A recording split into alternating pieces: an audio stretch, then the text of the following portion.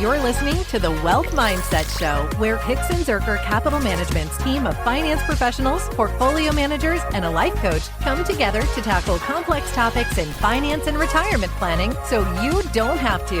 From investment strategies and wealth management to tax planning, retirement income, and aligning your money with your values and purpose, the Wealth Mindset Show offers the tools to thrive. All right. Hey. Welcome to the Wealth Mindset Show, where our Hicks and Zerker team will have conversations on managing wealth, navigating retirement, and making smart decisions for a secure, meaningful future. I'm Austin Wilson, Director of Investments at Hicks and Zerker Capital Management. And I'm Josh Robb, Director of Wealth Management at Hicks and Zerker Capital Management. And today we're joined by Tony, our CEO and leader of the forum. Here we are. Oh, yes. And Thanks for having us. we are going to be talking today about receiving inheritance. And if you've inherited money or may in the future at some point, this may be a good thing to listen to, because we're going to talk about, what do I do? Yeah, there's a lot of questions that come to mind, right? So, oh my goodness, what do I actually do with a lump sum of money? Where do I start? So we're going to be taking a look at all of the steps that you can take from the first decisions you make all the way to long-term planning strategies. So if you're feeling a little anxious that this may or may not happen to you, hopefully you're in the right place and we can help you out today. So, I mean, just in general, guys, what are some thoughts on, you had a client come to you, they're like, wow, I mean, my life just changed. My parent died or something like that, and there's a chunk of money coming my way. Where do we start from here? What are your guys' thoughts as you think from a planning perspective? Client comes to you. Mm-hmm. Yeah, the one story that comes to mind for me is, and this is just in general, when there is that expected inheritance, should we as planners count for that in the retirement projection? And our philosophy is no, because ultimately, if it's especially a parent, you don't want to count on them passing at a certain moment to see if that's available. They could live a very, very long time. Yeah. So by no means do we put it in the projection, but it's always in the back of our clients' minds. And so we have that conversation of, hey, let's plan without it. And what a blessing and an extra cherry on top if you do happen to get it. Yeah. And that's happened multiple times where our clients have had their projection done really well, and then they've been able to be a little bit more philanthropic or purchase that extra item that they had when that inheritance is received. Yeah, it really comes to only if you're guaranteeing that you're going to get whatever it is you want in the plan, right? If it's just kind of, I think sometime in the future I may get something, you really don't want to plan for that. But if you say, you know what, hey, there's a trust set up and assets are already set aside, then maybe you can start allocating if there's some, or you know what, there's this farmland and it's going to be split this way, and here's when it's going to happen. Like, there's times where you may be able to, but more often than not, the thing is, the best case is there's a long time frame before you get this inheritance, which means you get a lot of time with whoever that person is. Don't count it is the first part. Don't assume your success is dependent on someone else leaving you something. Right. Because there could be long-term health costs or something that depletes those assets for their benefit, and there's less for the inheritance, which is fine because that's their money to use, but it may mess up your plan. You don't want to have that success based on that. It's just an odd conversation to have, too. It's weird. We want you to die so that our retirement is successful. Yeah. That's just not something you should count on. However, it can certainly move the needle. So let's talk about some tips, that people can think about as they're thinking, hey, this may happen or it has happened. So a handful of tips we're going to talk about today. First one, don't rush into any big decisions. So obviously, get a lump sum of money. There's a lot of emotions going on. There's a lot of life transition happening. It's, could be really sad. We lost a loved one that was very close to us. We think it's probably best to just start with taking a breath and figuring out what to do. So talk about that a little bit. Yeah.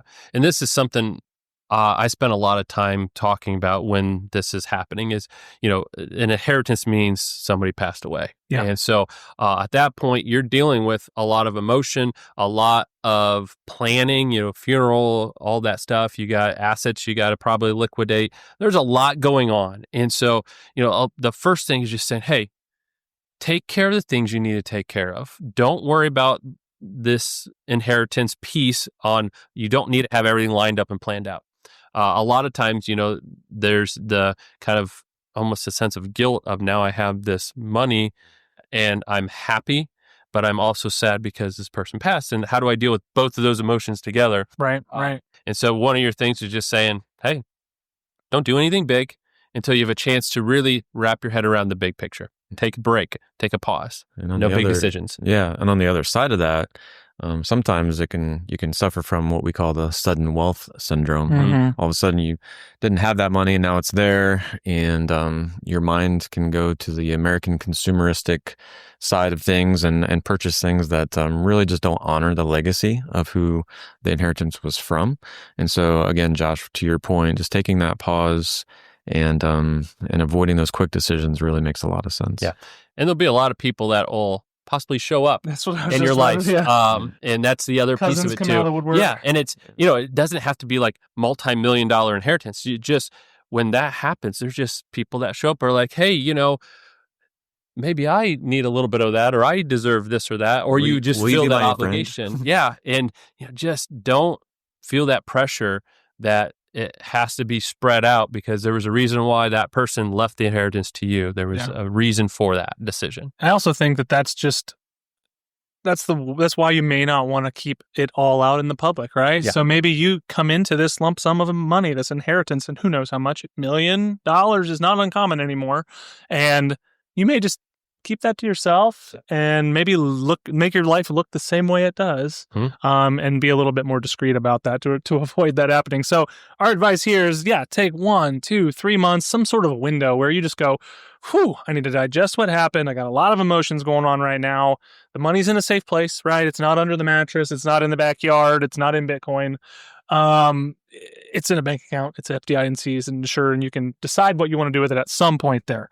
So tip number 2 is understanding what kind of inheritance it is. And this is really talking about different asset types, right? Because there are different liquidities, there are different tax rules and planning needs that go around these.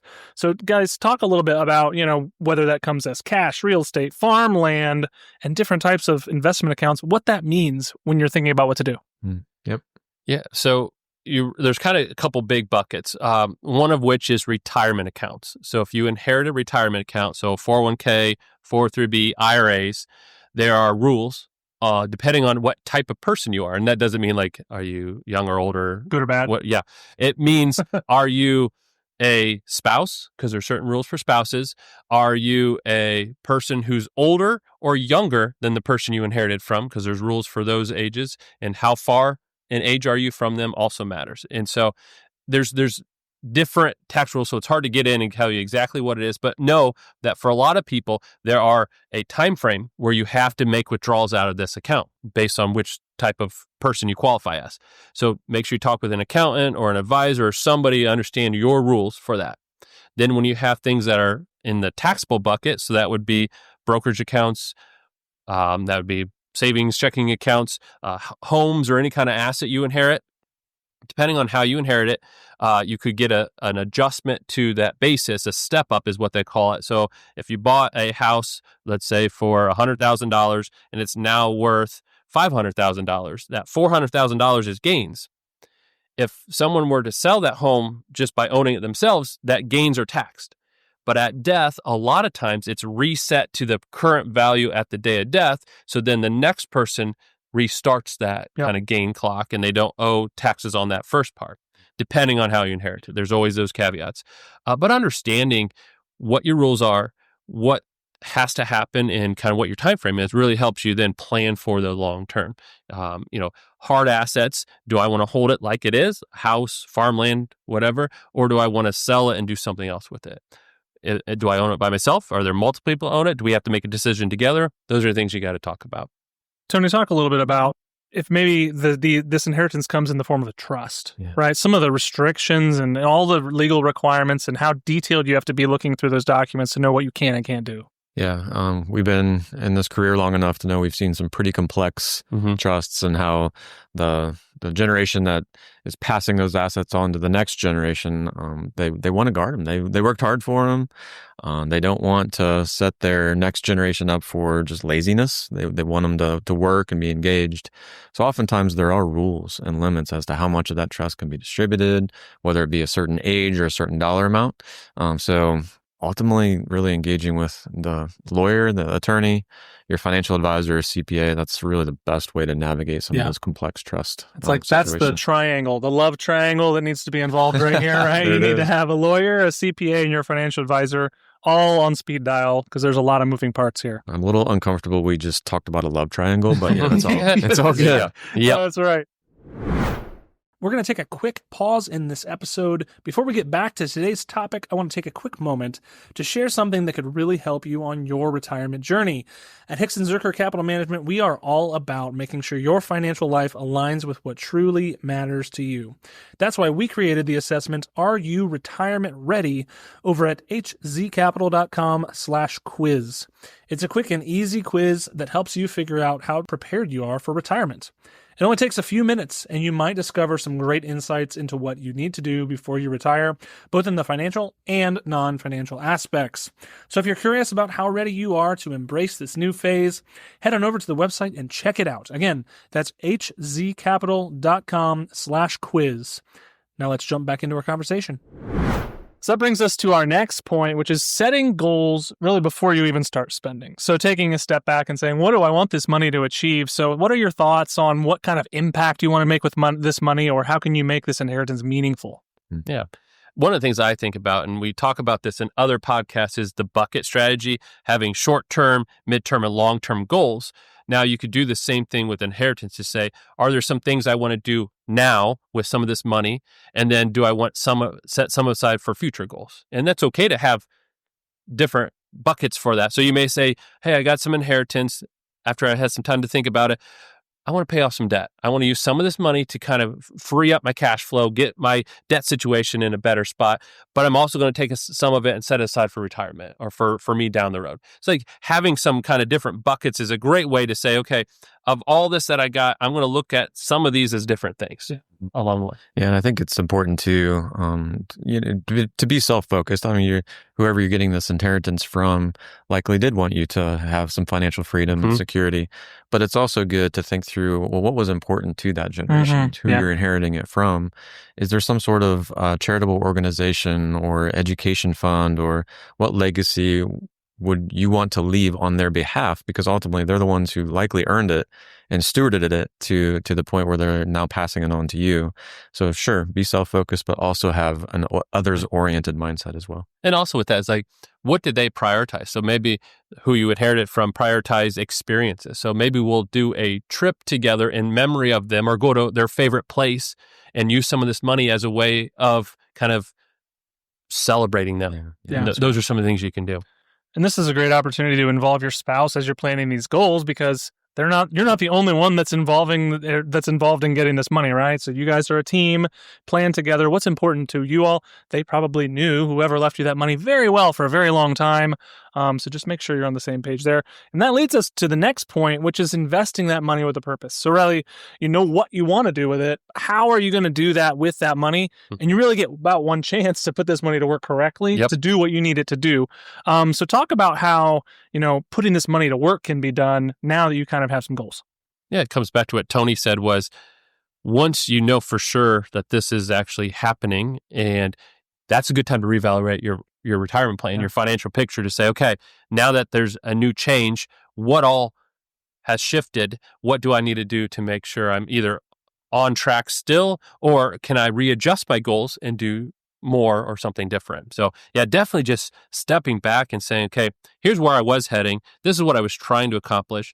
Now the picture has changed. Where am I at? Where am I going? Yeah, I think too, it's important to, you can suffer from really two ways. The first way is, well, it wasn't my money. And so it's like you're playing with house money, and you get very aggressive with it, or invest in things that really don't make prudent sense. And then the other side of that equation is, it's not your money, I don't want to lose it. And so you get so far into preserving sit on cash, that inflation eats away at it, and it doesn't really serve the purpose in which the inheritance was meant to. Yeah. And always be aware, if you get especially a large sum, if you invest it and it continues to grow, that can increase your taxes. Because although inheriting is not usually a taxable event because the estate pays those taxes, once you have those assets, they can start generating tax for you in the future. So understand what that'll do to your overall tax picture as well. And of course, depending on how you received the assets, whether it's appreciated stock or not, and if you get a step up or not, you can do a lot of amazing charitable things, donor advised funds, QCDs, whatever you want to do over time that can ultimately reduce tax burdens and ultimately help that money go further and your tax rate be less. So yeah, I guess as a matter of wrapping up that particular portion, you're not probably going to be focusing on growing this money like gangbusters forever because it's money that you weren't counting on, your plan probably wasn't counting on.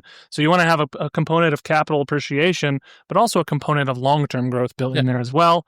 And that's how that money is going to last, hopefully, a long time. Yep. Or if you're just trying to decide what to do, just keeping it in something safe, like you said, is, I've had so many people say, well, let's just leave it until I decide, right? And that's a investment decision, but it doesn't have to be your permanent one. You could just use that as a temporary one to then get to your final allocation. And that leads us to our last point, which is avoiding common mistakes, because there are a lot of ways people go wrong. They inherit a lot of money here. Some of those things, like Tony mentioned earlier, this is money you weren't counting on, you can blow it. Yeah.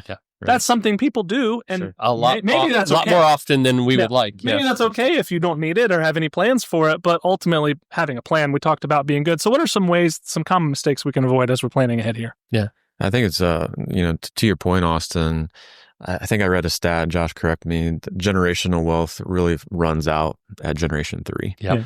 So this whole overspending thing does seem to be an issue. Other than, having self-control or an advisor on your side, I'm not quite sure how to prevent that. But just knowing or understanding that is a tendency to lifestyle creep or have overspending in your plan, you really got to guard against that. It doesn't seem like that's very honoring of the inheritance if you just choose to blow it. Yeah. And a lot of that comes from, as they look back on some of that, historically speaking, is that first generation earned it, worked hard for it, so they have appreciation for it. That second generation watched their parents work hard and earn it, so they have a appreciation for the effort to get there. That third generation did not see that effort. They saw their parents reap the benefits of the inheritance, but never the hard work to get there. And that's where you see then that kind of disappearance of the inheritance along the way. And so you're right. There's the sense of educating and passing along the why helps a lot. Trusts help in that they can protect those assets somewhat along the way up to a point. And then we've mentioned it a couple times, but understanding the intentions of the original person who earned it on what they would like to see you do with it. Yeah. Sometimes it is the sense of freeing that they wanted me to enjoy this money, and I am being so concerned about losing it that I'm not even appreciating what they wanted me to have this for. Like, it's not a benefit to me at this point. I'm more stressed about messing it up. So understanding kind of where the mindset was, how that works. And then the last one is, now that I've received inheritance, what does my estate plan look like? Yep. Because now I have more assets. Do I create the right estate plan? Do I have the right beneficiaries? Am I titling them correctly? Am I doing everything I need to do that if something happens to me, I would be able to continue on this legacy, or am I going to mess it up? We see time and time again that, these are things that I got, and then they don't think through to being the same ability to create the next legacy as that they inherited themselves. I think what this whole discussion comes down to for me is, if you don't do this for a living, this is the chance to bring in the experts, right? That's right. Don't try and do this alone. There's no reason to do this alone. It's not that expensive in the grand scheme of things to get financial advice, tax advice, and legal advice. Right. And you need all three. The love triangle. Yeah, the love triangle. Yeah, it's okay to ask for help. That's so that's my recommendation here, is just work with those three professionals, ones that you trust, and hopefully this whole thing will be a lot smoother. So, Tony, any final thoughts? Yeah, just to follow up to Josh's point about updating your own estate plan. Sometimes when parents do pass, the next generation, like us, we're older, and so now you got spouses and a more complex family to worry about, and perhaps the spouse may not be as wise of steward as the child themselves, or it just gets more and more complex. So what Josh's recommendation is no joke. If you receive a large inheritance, updating your own estate plan is super important, and getting that love triangle involved is the right thing to do. All three of them. All three of them. Well, thank you for listening. Thanks, Tony, for joining Josh and I today. If you found value in our conversation, don't forget to subscribe to the Wealth Mindset Show on your favorite podcast player so you don't miss any episodes. It's out every couple weeks, and we hope you can do that for us. If you want to see more resources, visit the wealthmindsetshow.com, and you can download our free guide, The 8 Timeless Principles of Investing, from that, which is a really great resource we can offer you there. If you have any questions about investing with us at Hickson Zerker Capital Management, feel free to head over to hzcapital.com and check that out. And always know that we're posted on social media, so check out our Facebook and Instagram and Twitter and all of that to stay educated and stay connected. It's not Twitter. It's X. I know, I'll never get used to calling it X. Yeah. But otherwise, thank you for listening, and have a great week. Talk to you later. Bye. Thanks. Bye. Thank you for joining us at the Wealth Mindset Show, where we tackle the complexities of finance and life planning to help you align your wealth with your values. We hope today's conversation provided value and clarity as you navigate your financial journey.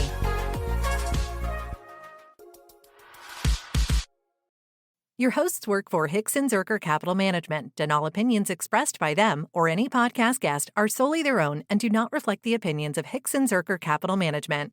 This podcast is for informational purposes only and should not be relied upon for investment decisions. Clients of Hickson Zerker Capital Management may maintain positions in the securities discussed in this podcast. There is no guarantee that statements, opinions, or forecasts provided herein will prove to be correct. Past performance may not be indicative of future results. Indices are not available for direct investment, and any investor attempting to mimic index performance would incur fees and expenses that could reduce returns. Securities investing involves risks, including the potential loss of principal, and there is no assurance that any investment plan or strategy will be successful.